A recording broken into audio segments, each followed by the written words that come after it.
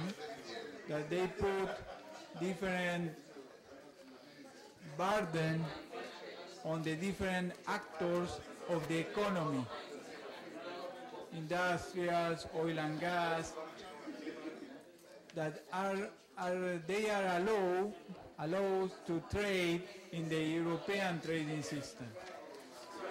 There are other figure, other role, that is the trader or the carbon fund. The carbon fund, they have some kind of, it's like a bank. So the carbon fund is reporting to some stakeholders, the carbon fund, and they have to, it's like the stakeholders of or the shareholder of the carbon fund are investors. This is how we start. The carbon funds each have 15 credits, basically, which they can begin to sell to the okay, honest person. Okay. Now, does everyone have the little balance sheet? It looks like this. This is what you're going to use for money. Okay, and all the carbon funds, and basically everyone put 2,000 euros in their balance, except for the government. You can add 3. Okay, because you have deep pockets. Okay, and that's how much money you have to start with. Yes. Yes. Okay. Pardon me? Okay.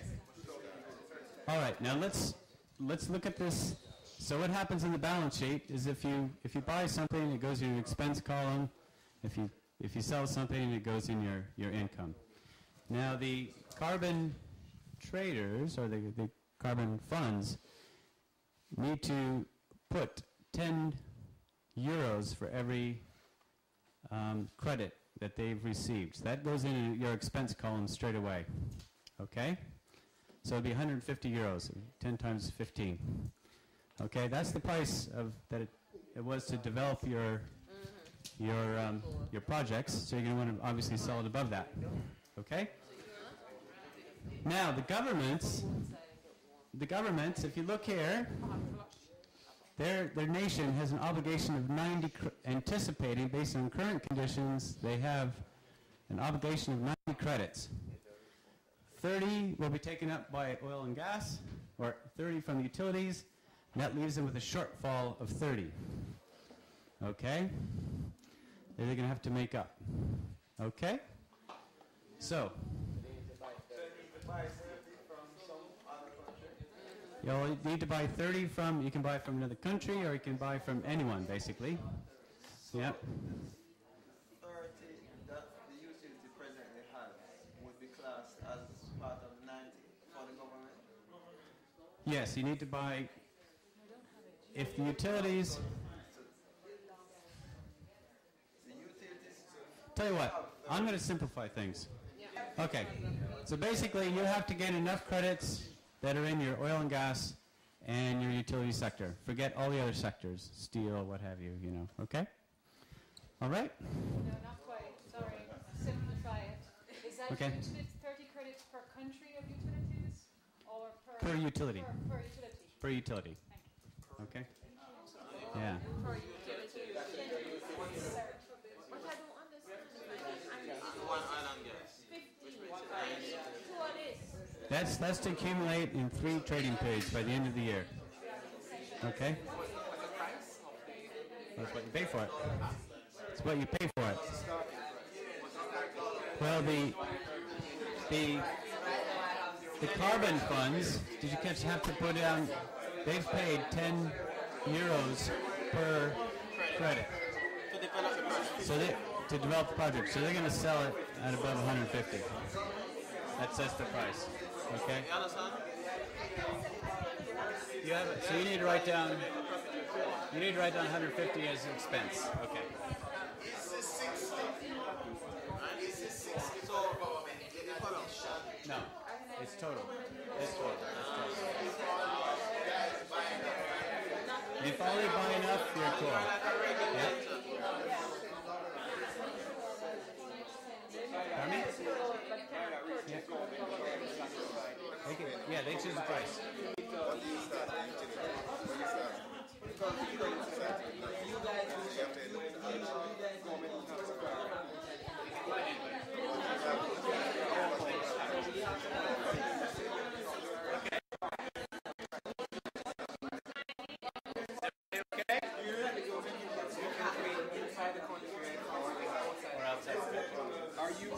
Are you like the exchange? Are you the transparency man in terms of pricing, or it's all secret? Phone to phone. In other words, is there price discovery? Are you posting prices or anything like that? No? No. It's too complicated. Okay. Is everybody ready? Any other last questions? What? I changed it to 60 because everybody was getting confused. Okay? All right.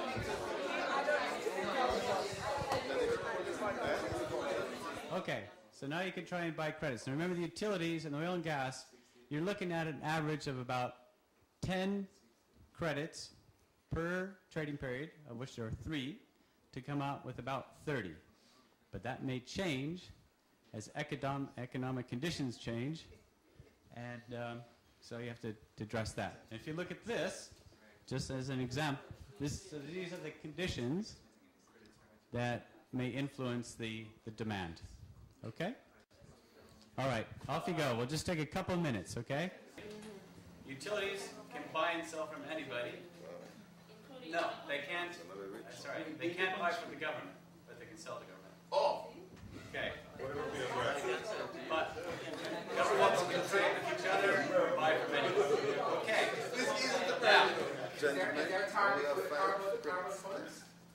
no, because your only business is to make money with carbon. You're not make a profit.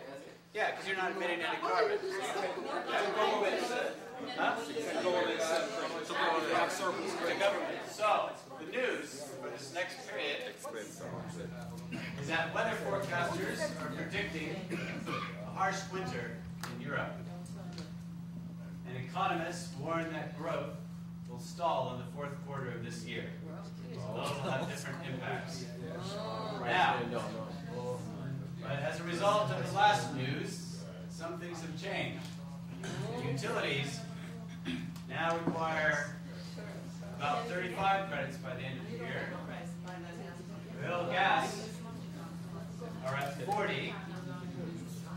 And, just to make it interesting, the governments, because of things that are happening in other sectors, they're going to need 85. So the government, yeah, I'm going to change that to 85.